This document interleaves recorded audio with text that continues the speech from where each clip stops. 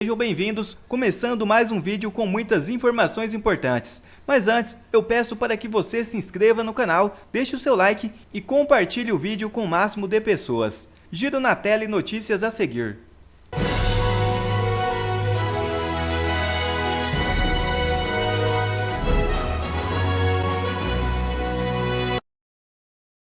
Bolsonaro é absolvido em 3 ações do TSE. É isso mesmo. Nesta terça-feira, 17, o Tribunal Superior Eleitoral decidiu absolver o ex-presidente Jair Bolsonaro e seu candidato a vice nas eleições de 2022, Walter Braga Neto, em 3 ações. As informações são da CNN. A primeira ação, apresentada pelo PDT, questionava o suposto uso do Palácio do Planalto para uma transmissão ao vivo na internet com campanha eleitoral. A ação foi negada por unanimidade pelos ministros Benedito Gonçalves, Raul Araújo, Floriano de Azevedo Marques, Ramos Tavares, Carmen Lúcia, Nunes Marques e Alexandre de Moraes. Segundo o relator, não foi comprovado que a transmissão ao vivo ocorreu dentro do Palácio do Planalto. A segunda ação, também do PDT, questionava uma transmissão ao vivo realizada em 21 de setembro na Biblioteca do Palácio do Alvorada, residência oficial do presidente. O relator Benedito Gonçalves entendeu que Bolsonaro praticou uma conduta vedada pela lei, mas sem gravidade suficiente para configurar abuso de poder político. Floriano de Azevedo Marques e André Ramos divergiram parcialmente do relator e votaram por multar Bolsonaro em 10 mil e 20 mil, respectivamente. A terceira ação, apresentada pela coligação Brasil da Esperança, que tinha Luiz Inácio Lula da Silva como candidato, questionava 6 atos de campanha no Planalto e no Alvorada, durante o segundo turno. O TSE rejeitou a ação, com o relator Benedito Gonçalves afirmando que a conduta não foi grave o suficiente para configurar abuso de poder político. Floriano de Azevedo propôs uma multa de 70 mil a Bolsonaro e de 20 mil a Braga Neto. E além disso, o TSE tomou uma nova decisão sobre a inelegibilidade de Bolsonaro. Em sessão encerrada nesta sexta-feira, o Tribunal Superior Eleitoral rejeitou recursos e manteve a decisão que decretou a inelegibilidade pelo período de 8 anos de Jair Bolsonaro e Walter Braga Neto, por unanimidade. Bolsonaro foi condenado por abuso de poder político e econômico praticado nas comemorações do bicentenário da independência realizados no dia 7 de setembro de 2022 em Brasília e no Rio de Janeiro. Além de confirmar a inelegibilidade, o plenário manteve a aplicação de multas no valor de 425,6 mil a Bolsonaro e de 212,8 mil a Braga Neto, pela prática de conduta vedada a agente público. E mesmo inelegível, Bolsonaro continua lotando as ruas pelo Brasil aonde vai. E nesta sexta-feira, em evento lotado como sempre, Bolsonaro discursou no Amazonas. Assista. Que perderam suas vidas nessa catástrofe. Cubra de silêncio, por favor.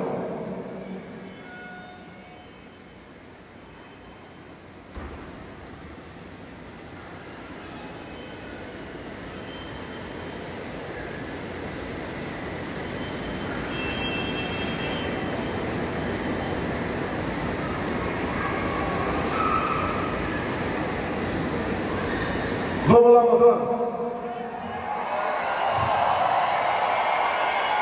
Como eu disse, é uma satisfação muito grande estar aqui, ao lado de amigos, entre eles o capitão Alberto, da gloriosa Polícia Militar do Estado do Amazonas. Ele aqui vem representando a direita no Brasil. O que é direita? É aquilo que é básico de nós. É Deus, pátria, família, liberdade, é defender a propriedade privada, é defender o legítimo direito à defesa, é defender nossas crianças na escola contra a ideologia de gênero, é buscar realmente melhorar a educação, por exemplo, escolas cívico-militares, é respeitar a propriedade privada. E nós conseguimos lá atrás começar a botar na cabeça de vocês que nós temos que nos preocupar com política. Aprenderam ao longo desses anos, aprendemos juntos, que os políticos não são todos iguais. Tem os bons, e esses bons vão a camisa verde e amarela e defender o seu país. Há pouco tempo, nós não usávamos o verde e amarelo, as cores da nossa bandeira. Nós cantávamos o hino nacional sem motivação. Hoje nos orgulhamos em cantar nacional. Nós aprendemos aos poucos o que é o Brasil, o que cada poder deve fazer. Aprendemos também que tem pessoas que querem cortar, querem censurar, querem que nós não tenhamos liberdade de expressão. A liberdade de expressão é o básico numa democracia. Tenho certeza que nós venceremos isso. Hoje temos pelo Brasil órfãos de pais vivos que estão presos em Brasília pelo 8 de janeiro. Houve uma guerra? Houve. Mas ninguém tentou dar o golpe de Estado naquele momento. É injustificável prender as pessoas por 17 anos. Realmente não demonstra ter qualquer espírito humanitário que faz isso. Mas nós, o que nós queremos? Como eu tenho dito, nós plantamos sementes pelo Brasil. Aqui no Amazonas tem sementes plantadas aqui. Entre eles o Alberto Neto, o nosso capitão. E vocês sabem qual é o objetivo dele do corrente ano. Nós sabemos a que ele se propõe e o que ele pretende fazer com vocês. E realmente não se justifica a região mais rica do mundo ter sobre essa terra pessoas que poderiam estar em condições de vida muito, mas muito melhores. Amazonas é uma área fantástica. O estado do Amazonas é o maior estado do Brasil. Riquezas incalculáveis. E nós devemos fazer com que essa área seja utilizada para o bem de vocês. E na política, o primeiro patamar é o vereador, que vocês têm eleições no corrente ano. Vocês devem escolher o seu candidato, não com o coração, mas com razão. Que você está plantando aí um futuro deputado estadual, um futuro federal, ou até mesmo senador, e por que não dizer presidente da República? Eu fui vereador por 2 anos da minha vida. É na política, além do primeiro degrau, aquilo que eu considero de mais sagrado. O vereador tem contato direto com o povo. E nós devemos, então, por ocasião de eleições, escolher com razão e não com emoção.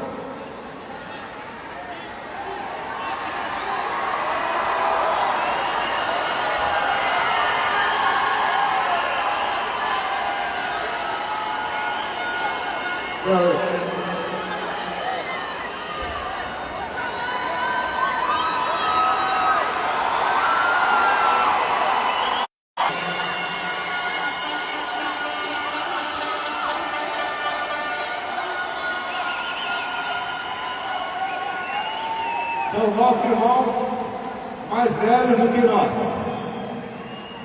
Todo direito a eles. Mas eles querem cada vez mais se aproximar da nossa sociedade. Colher os frutos, fazer com que essas crianças sejam criadas em ambientes isolados, em terras indígenas.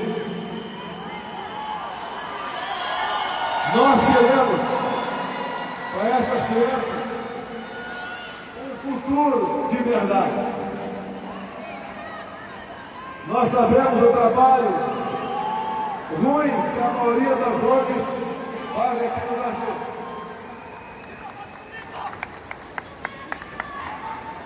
Nós devemos lutar contra isso. E essa luta começa na Câmara dos Vereadores, na sociedade organizada. Nós só podemos sonhar com um Brasil grande se vocês tiverem o certo conhecimento para vocês então lutarem por algo melhor. Repito, não se justifica. Essa área mais rica do mundo, temos 20 milhões de brasileiros vivendo quase que numa situação de pobreza. Nós temos como mudar o futuro do Brasil. No meu governo, apesar das crises, Brumadinho, Covid, guerra lá fora, crise hídrica 21, nós avançamos. Entreguei o governo, ou melhor, deixei o governo com 54 bilhões em caixa. O ano passado, somamos um déficit de mais de 200 bilhões de reais. E nada foi feito pelo nosso povo. Temos só notícias ruins, infelizmente. Até para vocês aqui, eu duvido que cite o nome de 3 ministros do atual governo. Vocês não sabem, porque são desprovidos de caráter ou não têm competência. É basicamente um balcão de negócio. Nós fizemos o melhor time de ministros da história do Brasil. Obrigado quem falou que eu seria o melhor presidente da história. Mas tenha certeza que nós temos ou tivemos a melhor primeira-dama do Brasil.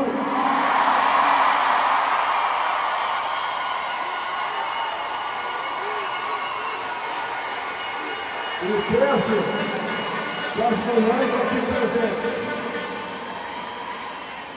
participem, que as senhoras, mulheres aqui presentes, participem amanhã do PL Mulher.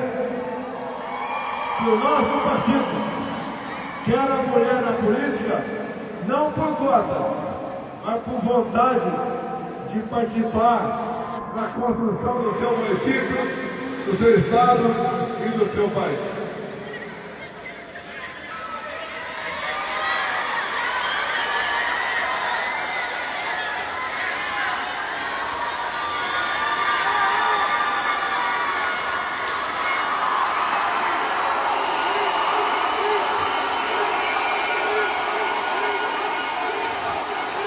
Nós não podemos ter vergonha de dizer que somos patriotas, amamos o nosso Brasil, defendemos a nossa família e queremos, sim, um Brasil à altura do seu povo e de sua riqueza.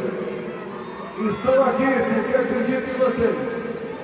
Nós estamos aqui porque acreditamos no nosso Brasil e no nosso bom Deus.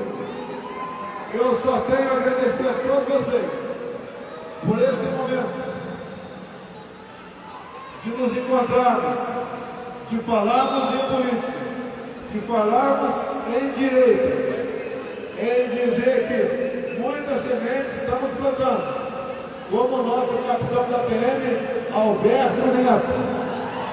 Acredito no seu potencial, acredito que ele possa fazer o melhor por essa cidade no futuro. Acredito que nós, cada vez mais, marchamos para uma grande nação. Muito obrigado a todos vocês. Brasil, acima de tudo. Brasil, acima de tudo.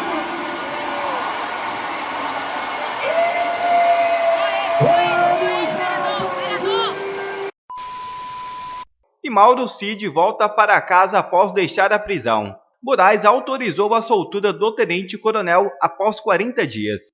O Braddock Show com Rodrigo Constantino analisa. Assista. Do Mauro Cid, você não vê nenhum ministro do STF, ninguém da imprensa questionando isso, né? Essa história de deixar alguém ali na cadeia, preso, até que, tudo bem, vamos lá, vou fazer um acordo de delação. em relação ao Mauro Cid, está tudo bem quanto a isso, pelo jeito. Pois é, quem chamou de tortura foi o próprio ministro Gilmar Mendes, no caso da Lava Jato. E está claro que nesse episódio envolvendo o Mauro Cid, tudo leva a crer que foi uma forçação de barra para tentar obter uma delação. O deputado federal Biratran Sanderson chamou de tortura, disse que é tortura, sim, eu tendo a concordar. Antes tarde do que nunca, Lacombe. O que nós temos que avaliar é o que pode estar mudando. Se, de repente, o ministro Alexandre de Moraes está recuando um pouco ali nos seus excessos, a gente torce que sim, que talvez seja uma pressão externa após o episódio Elon Musk, eu não sei. Parece que o ministro Alexandre de Moraes também determinou uma nova reavaliação médica no Roberto Jefferson, que é um nome que as pessoas nem lembram mais, né? Nós temos alguns presos no país que, cá entre nós, parecem presos políticos. É o caso do Daniel Silveira, é o caso do Felipe Martins, que já deu todas as provas de que não vai ter nenhuma delação, porque ele disse que não tem o que delatar, e contratou o advogado Sebastião Coelho, que é uma das vozes mais críticas à postura do atual STF e especialmente do ministro Alexandre. Então não vai ter acordo. Então, manter o Felipe Martins numa prisão indevida por conta de uma viagem que ele não fez. O ônus da prova cabe a quem, afinal? Então, tudo isso é muito estranho. O Brasil vive um estado de exceção. E a gente precisa tentar resgatar o mínimo de normalidade, de Estado de Direito, onde tem uma previsibilidade nas regras do jogo, nas leis, né? E isso não está ainda tão próximo ao que parece. Mas, repito, abrimos um programa de sexta-feira, sextou, né, turma? Uma notícia alvissareira. É óbvio que é boa notícia, seja lá o motivo, né? Óbvio que não é para relaxar, não é para achar que acabou o pesadelo, está longe disso. Tem jornalista ainda sob censura, com contas bancárias congeladas, passaporte retido, né, cancelado. Tem muita coisa que tem que acontecer para a gente caminhar na direção de uma volta à normalidade. Mas a prisão do Mauro Cid, a segunda vez que ele foi preso depois do vazamento daquele áudio, tudo, era um absurdo, é indefensável. Então, que bom que seja lá o motivo que for, um lapso de bom senso, talvez, não custa sonhar, um cálculo político, mas que denotaria, então, algum receio dos abusos, dos excessos praticados. O fato é que Alexandre de Moraes, o ministro Supremo, soltou Mauro Cid e nós podemos comemorar. Vamos relembrar só um pouquinho toda a história do Mauro Cid, porque ele estava sendo investigado sobre a divulgação de um inquérito da Polícia Federal supostamente sigiloso sobre fraudes em urnas eletrônicas. E aí fizeram uma operação ligada a isso, e nessa operação, ele teve o celular apreendido e periciado. Aí encontraram a história da falsificação dos certificados de vacinação, o tal plano de golpe de Estado, e consta, o nome disso, né, é pesca probatória. Nós não somos aqui juristas, advogados, mas, bom, só conhecer um mínimo ali do ordenamento jurídico brasileiro para saber que pesca probatória, né, é uma prática proibida pelo ordenamento jurídico brasileiro. Então, estavam investigando um caso, apreenderam o celular e aí, meu amigo, vão pegar o que tiver ali, seja crime ou não seja crime, Costa. O Fishing Expedition, que é essa pesca probatória, é ilegal em qualquer país sério. E o motivo é muito simples, né? A gente fala em república, res pública, coisa pública, onde deveria haver uma isonomia das leis, as regras do jogo valem para todo mundo da mesma maneira, igualdade perante o Estado e por aí vai. O que é a pesca probatória? É quando há uma instrumentalização do Estado, da máquina pública, do aparato, ainda mais do poder judiciário, para perseguir desafetos. Então, é aquela história que remete ao regime soviético. Me dê a pessoa e eu te entrego um criminoso. Né? Era o que dizia, se não me engano, o Beria, um deles lá. Hoje, tem até deputada no Brasil, Sâmia Bonfim, enaltecendo o Lenin, né, que era um psicopata assassino. Mas fiquem tranquilos que o comunismo não existe mais, isso é coisa de paranoico da extrema-direita, né? Mas voltando, em democracias, em repúblicas, né, isso não pode acontecer. Você não pode escolher o alvo e ir atrás cavucando para ver se encontra algum crime. Isso não existe. Isso é exatamente o que faz a pesca probatória. Pegaram um alvo, o Mauro Cid, arrumaram o pretexto, ou vacinação, sei lá o quê, e tomaram o telefone, que era exatamente o objetivo. E aí que você tem o telefone, você tem a quebra de sigilo total. E é importante destacar aqui, Lacombe, que eu vejo alguns comentários, às vezes até de colegas liberais, muito ingênuos, que dizem assim: quem não deve, não teme.